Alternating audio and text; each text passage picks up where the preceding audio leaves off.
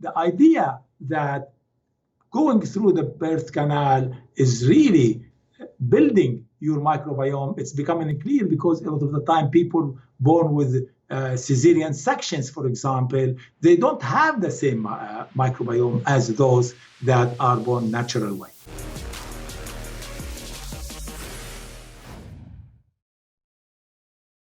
Hey everybody, I hope you enjoyed this episode brought to you by our sponsors at Blinkist. Hey everybody, welcome to Health Theory. Today's guest is Dr. Mahmoud Ghannoum, considered one of the world's leading experts on the microbiome. He's published an astounding 400 scientific papers and has been cited by more than 20,000 different papers and other scientists. His work is so foundational to our understanding of the microbiome that he actually coined the term mycobiome, which is probably the perfect place for us to start. So, Dr. Ghannoum, please walk people through exactly what the mycobiome is and how it's different or a piece of the microbiome. I think that'd be really helpful. Great. First of all, I'd like to thank you for having me. It's a great pleasure. So the microbiome, the study of fungus, it's mycology. Okay. That's why we say mycobiome, which means it's the fungal community that lives in our body. We know that we have microbes in our skin, in our gut, in our mouth, all over our body. People used to think it's all bacteria.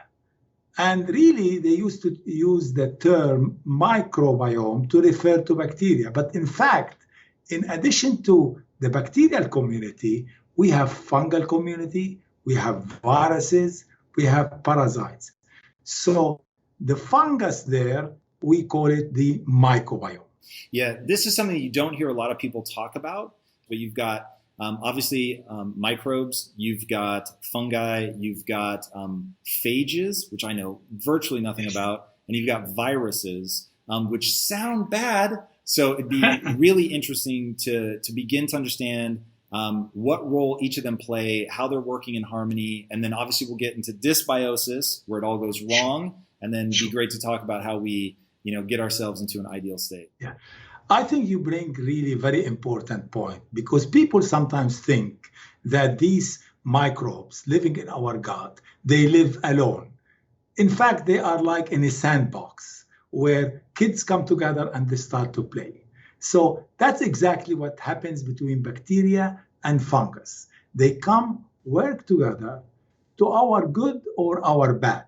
When they are in harmony, we have good health.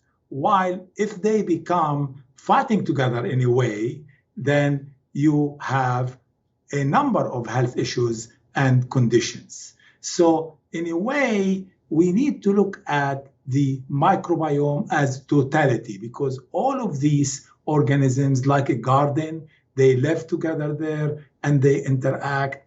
And as I mentioned, when they are in a good friendship, you can get along with people, you help us, and if not, we are in trouble.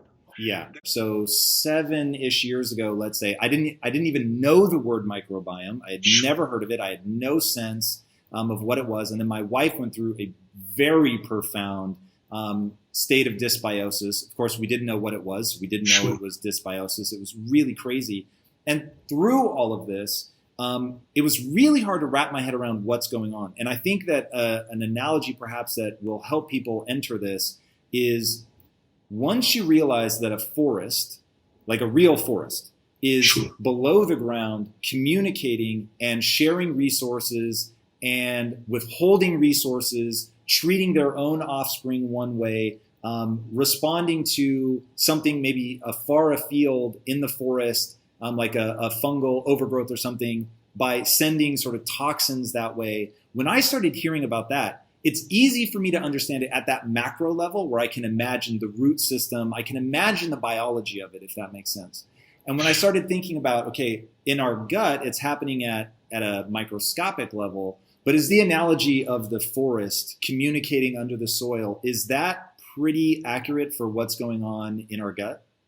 I really like that analogy. I try to sometimes use the garden in our backyard, but it's exactly the same because if you think about it, as you said, we see that bacteria and fungus, they help the roots of a plant, which really allows it to have more nutrients and make it grow and give us all the shade we need.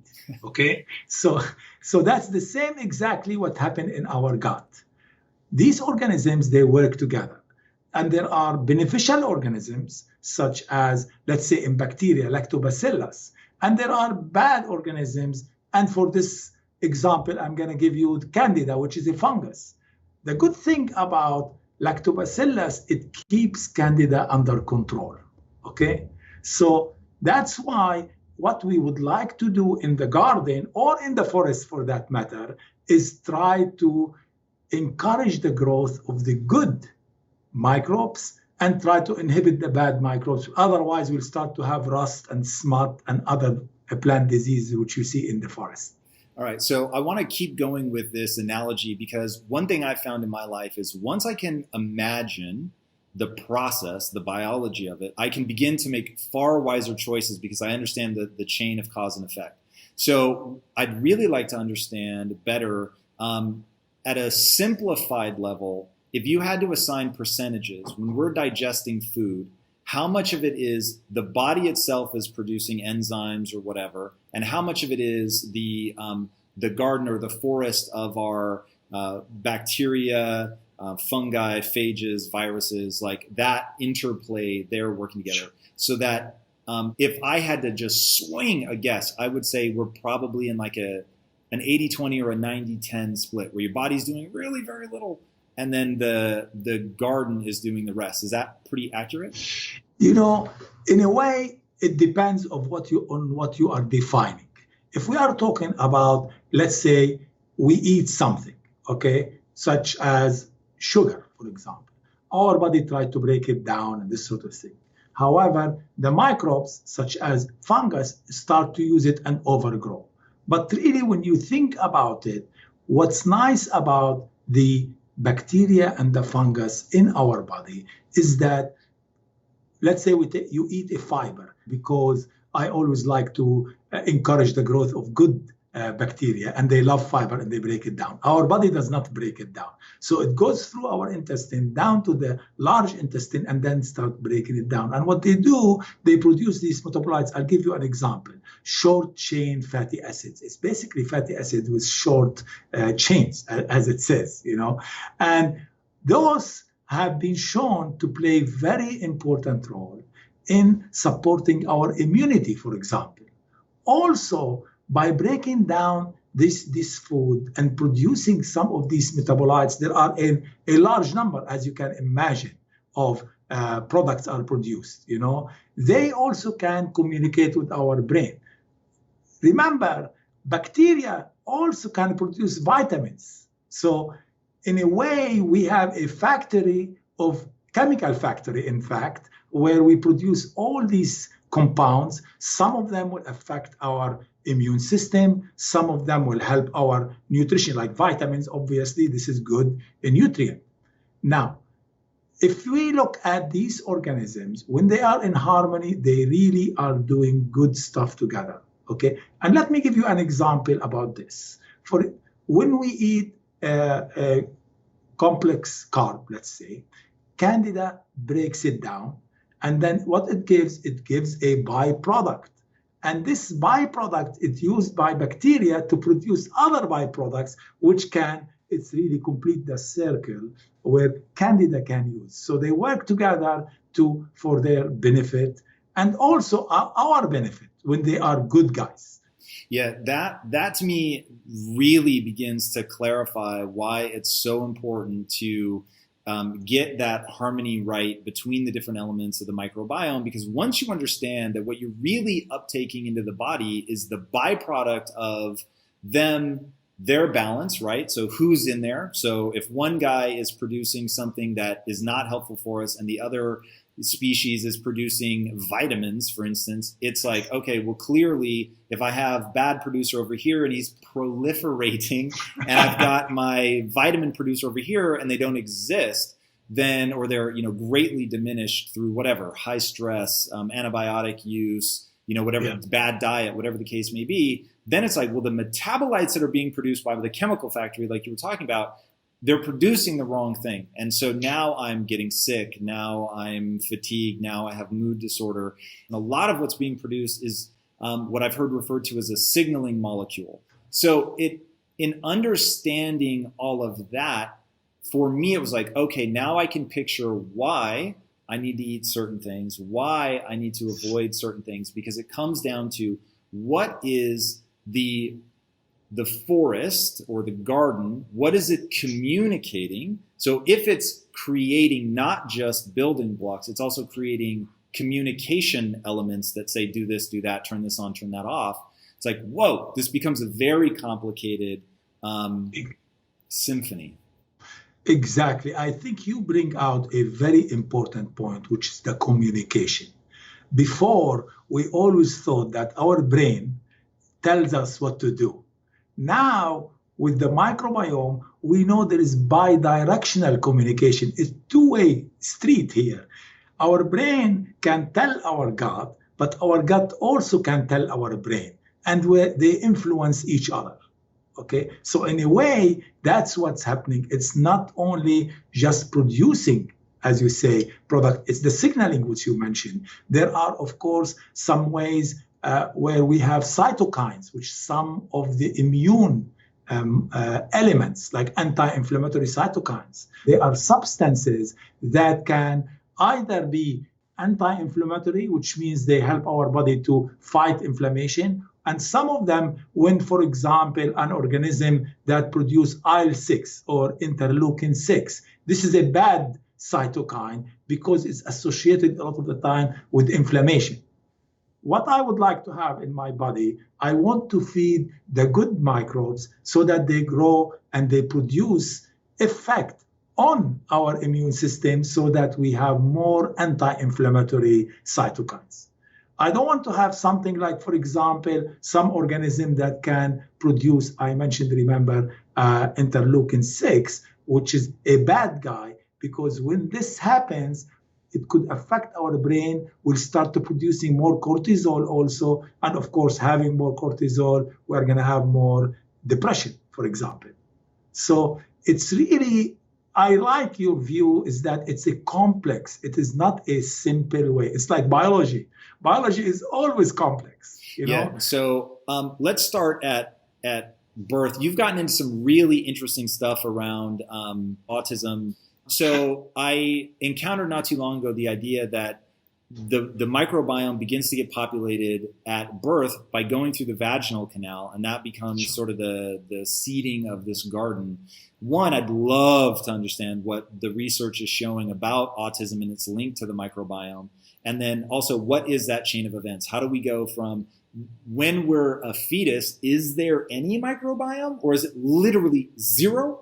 And then it becomes populated as you go through the vaginal canal? How does that work? Yeah, I think before we used to think it's zero, but now there are studies to show, no, even when you are there, there is some microbes. And obviously, it is not a mature microbiome. You know what I mean? As you come out from the birth canal, you get more. And then as you are fed, for example, breastfeeding and whatever, you add more variety. And the first few months, you are really building that microbiome. But then after, let's say, 6 months or something, it becomes more and more stable than when we first start. And the idea that going through the birth canal is really building your microbiome, it's becoming clear because a lot of the time people born with cesarean sections, for example, they don't have the same microbiome as those that are born natural way. So it's my understanding that the rate of autism jumps something like 30% if you were born via C-section. Is that accurate? You know, you are touching on an area which I just completed a very big study. So what we did, we wanted to look at autistic kids to try to see, is there a difference between their microbiome as well as their siblings compared to their siblings. So we had about 81 subjects, mainly 50 some autistic and the rest their siblings. And we really compared their microbiome, both not only bacteria, but also fungus, because I'm a fungi. I like to look at fungus. So we found that there is imbalance between the siblings who are healthy and those with autistic. And we found really very interesting data, which I recently presented at the International Center for Autism Research, where we found, for example, the bacteria in autistic kids, they have a reduction in one particular, which is important in breaking down fibers, okay? And that's why most probably these kids really are very fussy about what eating, and they have difficulty gastrointestinal issues, like 40%, up to 40% autistic kids have GI issues or gastrointestinal issues, okay? We also found other organisms, not only with bacteria, but with fungus that are different as well. So now what we are trying to do is try to understand how we can balance these organisms, okay? And it's amazing, both bacteria and fungus play a role in these autistic kids. And one factor, which again, I am now currently doing, is we found a bacteria that is able to produce biofilms. Biofilms is like the plaque in our teeth is a biofilm. We have what we call digestive plaque, but we found this organism really to be also elevated in these autistic kids, That's interesting. I think you're going to have to explain to people why biofilms are so potentially dangerous, because you want to talk about something that scares me. Biofilms scare me. So let me tell you, I did a study in 2016. I looked at Crohn's disease patients, and we found that they have imbalance in both bacteria and fungus. We found that they have an elevated level of E. coli, Escherichia coli. They have Serratia marcescens, which is also pathogenic bacteria. At the same time, we found that there is an increase of Candida tropicalis. And guess what? We are lucky because we have in our lab 30,000 different organisms. So we were able to go get those and put them together. And guess what they did? They formed a big biofilm. So what is the issue with biofilms in our gut? It's similar to plaque in our teeth. But in the gut, when they form this biofilm, it's like a jello, just to make people visualize what it is. It's like a jello, and inside this jello, we have little M&Ms or little raisins, for example. So these raisins and M&Ms are the microbes, whereas the jello is what they produce. They produce a material called matrix, okay? And this matrix, as if it is like, really you can imagine, it is very difficult to get into the raisins because of this matrix. You have to dig in and take them. So that's what happens in our gut. They go, and on the epithelial cell lining, which you mentioned, they form a thick biofilm. So you ask me, so what does that mean? What it means, it covers, first of all, when they are living, these bad organisms, E. coli, Serratia, as well as Candida, living there, they become protected against antimicrobial agents, against our immune system. They are really bad guys. They're working together to start damage our lining, epithelial cell lining. And then, of course, when they do that, we are going to have gastrointestinal issues, which of course, Crohn's disease is an excellent example. But in addition to causing this harm, also by covering the epithelial lining, we will not have nutrient absorption as well as an efficient way. So we'll start to have, less nutrients and whatever, and all the associated factors. So you can eat, but essentially starve to death. Exactly. Yeah, that was what was happening to my wife. I can't say whether it was due to biofilm or not, but man, it was gnarly. Like, she was eating and she looked malnourished. Her hair started falling out. Her nails were brittle. It was crazy. It was super scary. And this was back. I had to learn about the microbiome specifically because of what she was going through. So it just felt so impossibly complicated. Now, one thing, because she has improved dramatically. Great. But the thing that I will say I keep in my back pocket, because she isn't like a teenager who can eat whatever they want. Like, she has to be really careful. Which tells me that she still is in sort of a compromised situation. Her garden, too many things have died. There's not enough diversity. So the thing I have in my back pocket is FMT. So the first time I heard about it, I could not believe that fecal microbial transplant was real, that we were quite literally taking the excrement out of one human and putting it into another. That just struck me as so terrifying. But it has shown some real promise. Yes. Where is the state of FMT? How often do you recommend people to try it in a clinical setting where they're actually helping somebody? Yeah, I think the most really valuable data we got from FMT is in C. difficile, the infection in the gut. And it was amazing. The first time I was in a meeting, scientific meeting, I was listening to a professor from the University of Virginia, and he talked about, he did 76 patients. He transferred them with fecal transplant from donors who are healthy. And lo and behold, they had a huge success, So to me, that was really a good proof that by getting the right microbiome, you are going to get rid of those issues. Also, other studies with respect to FMT is, a lot of studies in animals where, for example, they took some fecal transplant from a slim mouse and gave it to an obese one, and they were able the obese become thin again. You know what I mean? So this is fantastic. Now you ask me a question, where are we with that? And now the trend is, can we get a subset of organisms that we know, like probiotic type of organisms, that we know they are going to rebalance our gut and help us? And I would say in the coming few years, that will be more the trend than the FMT.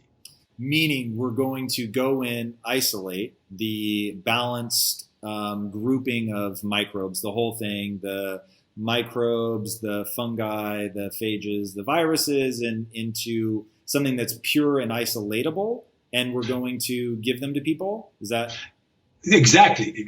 And how will we place them in? So if FMT, I've heard two ways: one, encapsulated, meaning you actually swallow the tablet, and then two, basically like an endoscopy where you go in and sort of, do they start all the way up at the top of the small intestines? And small intestine, yeah. What I think is going to happen is a capsule form, but it's not going to have all the organisms that they are going to that we find in somebody who is healthy. What we are going to do is we are going to identify what are the most important organisms that will be able to maintain, number one, to rebalance and then maintain our microbiome. So and that's for people that don't understand, like, the difference between, well, that just sounds like a probiotic. So what's the difference between what you're talking about and a probiotic? Even I'm curious, because once it is just the isolated living organisms, that sounds to me exactly like a probiotic. So what's the difference and why? Because the big thing I hear, the downside of probiotics is that they don't survive digestion. So either they don't survive encapsulation, so they're already dead by the time you take it, or if it survives encapsulation, it doesn't survive digestion and it gets killed in the stomach and doesn't make it to the actual intestines. So what are the complications there? And so there are two topics. There are two topics. One topic is what sort of mix we are going to have. First of all, you are absolutely right. They are like probiotics. The difference is you are going to select certain probiotic strains that will do certain functions with the probiotic don't do. Before, probiotic is a Wild West situation, really not a lot of information. Now, the National Institute of Health, for example, is putting what we call RFA, request for applications, from scientists so that they can put proposals to try to see, okay, are these probiotics useful, what subset, and this sort of thing. So I think we are going to see a better refinement, even though they will be, after all, we call them probiotic, but they are going to be selected strains that will help us in certain ways. Like, for example, I told you in autistic kids, if they don't break fiber, I don't want to take any old probiotic. I want a probiotic that is able to, like a strain that I would show that it's going to break this fiber. So it's going to be personalized. It means personalized and more targeted to a given situation. That is very interesting. So now let's talk about what would make up that targeting. So my wife's microbiome is just decimated. So what would you give her? Would you give it based on the fact that she's Mediterranean or what? Because you've said that people break into basically 3 camps. Healthy people fall into 3 types of microbiomes. It isn't just every person is completely individualized. There is individuality, but for the most part, people fall into roughly 3 camps. Would it be just figuring out which of those 3 camps she should be in, and how do you decide that? This is a really very good question. Why? Because, okay, how do we know? One way now, which is advancement of science and next generation sequencing, we can take a fecal sample and characterize it. We can actually make a profile of a given person. And you are absolutely right. In our studies, we showed that there are at least 3 different profiles, but with and without fungus. Like the same profile could be with fungus or without fungus. So you have 6 in total. And so when you, for example, with your wife, if we can take a fecal sample, we can analyze that, and based on that, you will be able to see what sort of dysbiosis, okay, or what sort of imbalance there. And then based on this, you need to start giving nutritional recommendations that will improve the growth of this guy, which we don't have. Like, for example, if you have protobacteria, which is pro-inflammatory, or it's a red flag for inflammation, I want to give the person fiber. I want to give them vitamin D3 because this has been shown to reduce that. So you'll start to make, as you say, personalized approaches to rebalance your gut. So I want to go a little deeper on the timeline for the actual personalized sort of probiotic 2.0 or 3.0, where we get the fecal sample, we identify where they're at, we identify, and I'm not sure how, but we identify what of the roughly 6 groups they need to fall into, and then we create this cocktail for them that they're going to take. And look, trust me when I say I buy into diet 100%, I buy into lifestyle 100%. But you've talked about the fact that diet and lifestyle is a change measured in months or even years, whereas the microbiome, the fungi, can be adjusted in 24 hours. And I'm also hopeful that with this cocktail that you're talking about, what we'll call probiotics 2.0, is faster, right? But I really want to understand, are we 10 years away from probiotics 2.0? Are we 10 months away? I don't think it's 10 months away, but I don't think it's going to be 10 years. I really believe within the 5-year period, we should be able to get more. Look, if you think about our understanding of the microbiome, it's just been maybe just over 10 years, 10, 15 years, okay? So the first stage, we just wanted to understand what is there. Now, we know also they cause issues. Now we are entering into the future, which is the more exciting and will be more really relevant to a situation like your wife, where we are trying to understand, okay, how can we balance it? What sort of strain do we need? And I am an optimistic person, okay? And because of this, I think we will reach there within the coming 5 years, I'm sure. So going back to the hot button issue of autism, let's talk about, is anybody doing human experimentation with autism and FMT? And if so, what are the results? There are a number of companies that are starting to look at autism. And what they are trying to do is trying to see a subset of strains that are going to work against them. But they are in clinical trials. They are not completed. But I think, again, I would expect within the coming 3 years, we will see, hopefully, some of these strains are going to work. And when you say work, do you think that you can have a partial reduction in symptoms, a total reversal of symptoms? Do you have to catch it by a certain age, or does the brain actually develop differently? What do you think that looks like?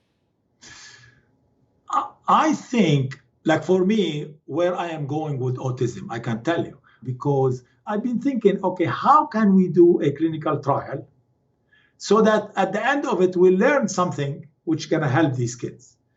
And I would like to focus on the gastrointestinal issues. What issues they have? They have constipation, they have bloating.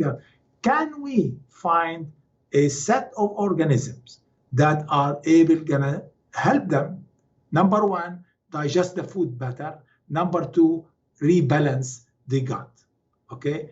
And what I would like to do, I like two things to do. Number one, I really hope we can get a strain that is able to break down fiber. Also, I hope that we have it's not going to be one, most probably a handful, not too many as well, which can help them with respect to their digestive symptoms. So it has to work this way. Otherwise, it's really not worth it. Has anybody looked at, so obviously the microbiome is wildly involved in neurotransmitters. Has anybody looked at autism and the neurotransmitters? So if there's a correlation or causation between the inability to break down fiber and neurotransmitters, like I know that short chain fatty acids, for instance, if I'm understanding correctly, certainly lower inflammation, which can have tremendous impact on mood. So have people looked at neurotransmitters in autism and tried to link that to the microbiome? You know, in autism, it's not as advanced, but I can tell you in Crohn's disease patients, people are looking at it. And in this regard, I was very happy. I got a National Institute of Health grant, an NIH grant, to study oral interactions between bacteria and fungus in Crohn's disease. And guess what we are doing? Apart from looking at the organisms, we also looking at the metabolomics, which is the metabolites production. And what we are hoping is we are going to identify compounds that are, say, elevated in these patients compared to their control or healthy people. And then that is going to give you a large number of molecules to look at.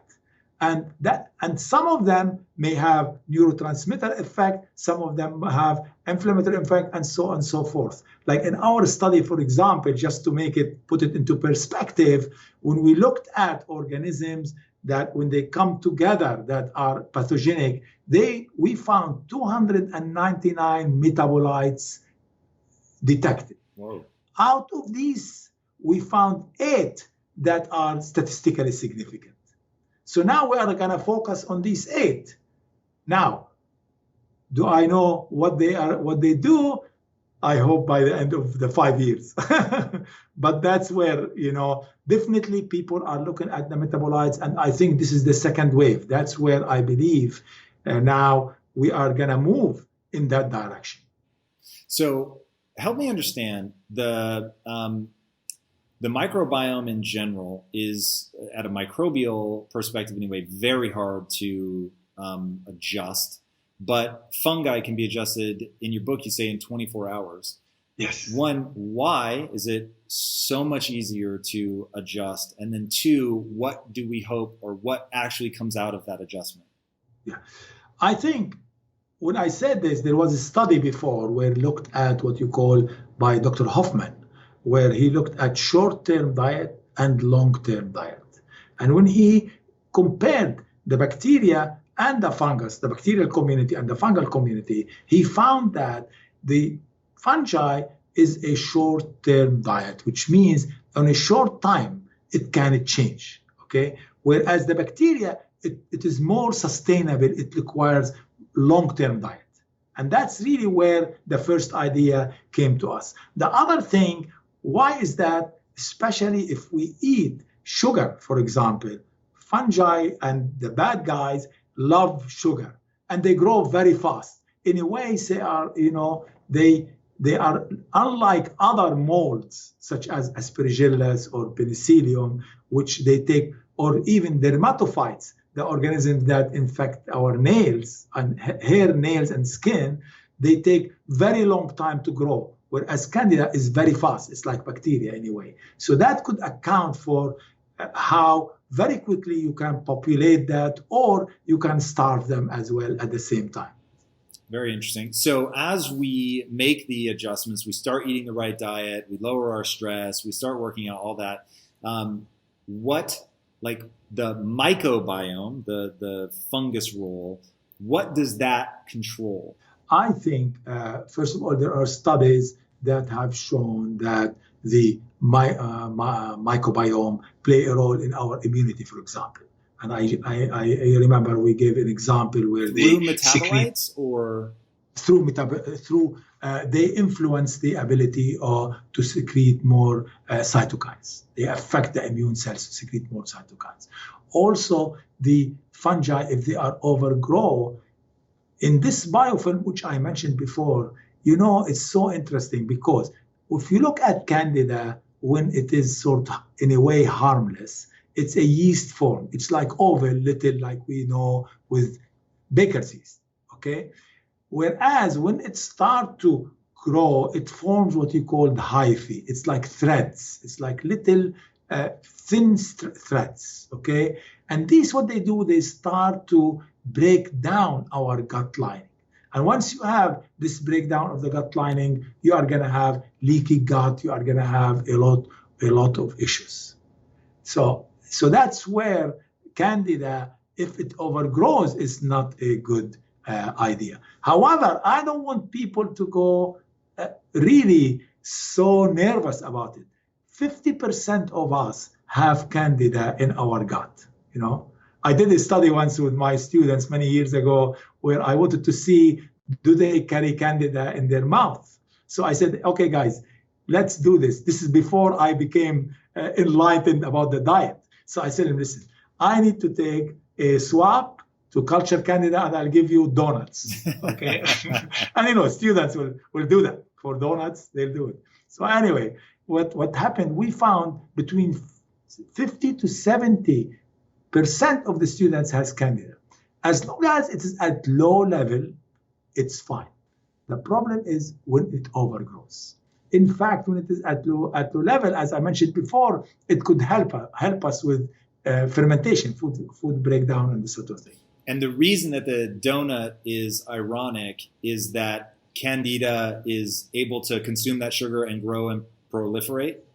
Yes. Yeah, that makes a lot of sense. So that brings us into what are your diet and lifestyle recommendations? So for the person that they have some level of dysbiosis, which I would say in a modern context, most people probably do, what does as close to perfect as possible look like? Now, I think our diet it's a whole food, natural food. It has low in sugar, obviously, because as we've been talking about, we need to have mono and polyunsaturated fats. We want to avoid the saturated fats. You need some good lean proteins, for example, from plants. Also from chicken, from fish is really great. I need to have some food like cruciferous vegetables, for example, for anti-inflammatory, antioxidant. These are really, really good. And also we need to have fibers, such as resistant starch is very good. Why? Because I want to support the growth of the good bacteria. Because those good guys is like policemen. They keep the other bad guys under control. So that's really from the dietary point of view. All right, so just walk me through. You're very specific in your book about what people should eat. What would an ideal day look like? What am I having for breakfast? Am I intermittent fasting? Am I, eating one meal a day, 3 meals a day, 8 meals a day? Like, what does that look like? Let me tell you what I do.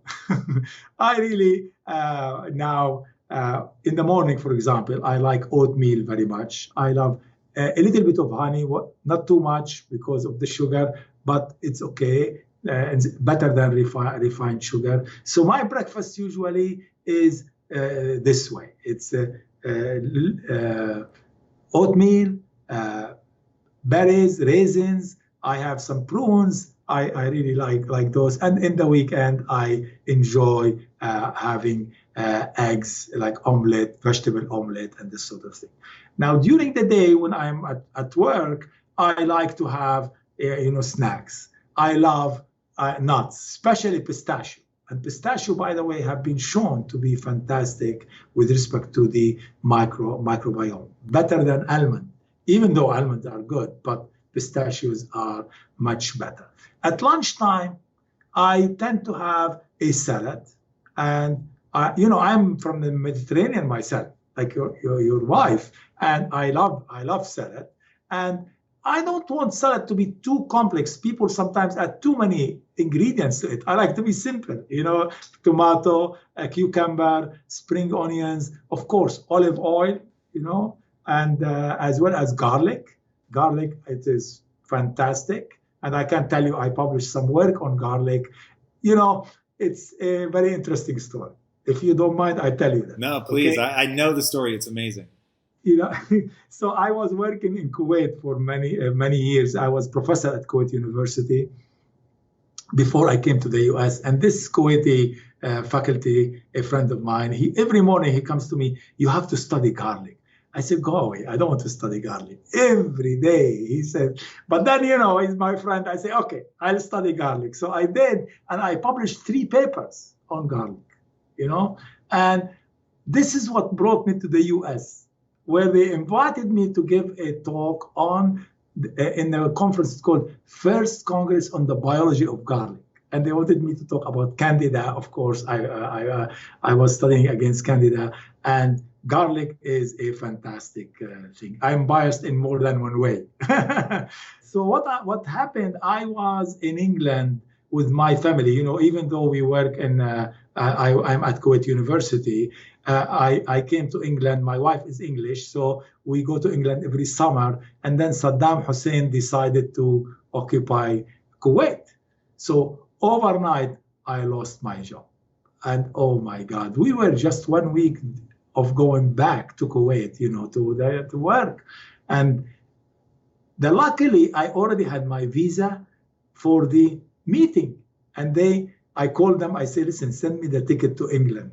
And that's how I came to the US. And of course, I had a kind man help me where gave me, changed my ticket and this sort of thing. And then I ended up getting 2 jobs in one evening. Again, honestly, I know these days we are all a lot of anxiety and whatever, but this tells you a fantastic thing about the US, how people help and how other human beings help you make a lot of difference in your life. And that's where my story with garlic. Yeah, it's a really beautiful story, man.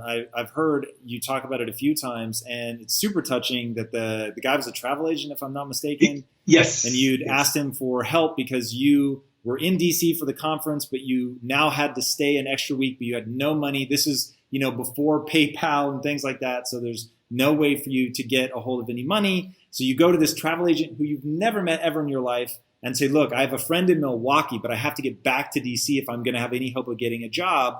So can you give me a ticket to Milwaukee and back to DC, which he does out of his own pocket. It's unbelievable. It's really a beautiful story. And I know, if I'm not mistaken now, you have a scholarship in his name to help pay that forward, which I think is really extraordinary. Yes. We went and we met with his family. Unfortunately, he passed away February of last year. It's a year ago now, and it is really sad. But I tell you, when we saw his family, it was fantastic, and it made me feel so happy. And now we hope, as you say, we pay it forward to help somebody else. Because, I don't know if I will do it now, but you don't know when you are desperate about something. I just went to him. I said, listen, you are a black guy. You have to help me. He said, tell me, what the hell is this guy talking about? I said, listen, I need help. And honest to God, he just did it. It's amazing, But, this is the good part of the human nature, which we always need to think about and celebrate, I love that. And when you say coming to America, you knew there'd be more opportunity, and it didn't matter who you were, just mattered the results that you were able to get here in America. And your life is such extraordinary proof of that. One man's kindness has turned into an exceptional business. And just as I said in the intro, the amount of times that you've been cited, 400 papers, 20,000 citations, the contributions that you've made off of that act of kindness is really pretty extraordinary.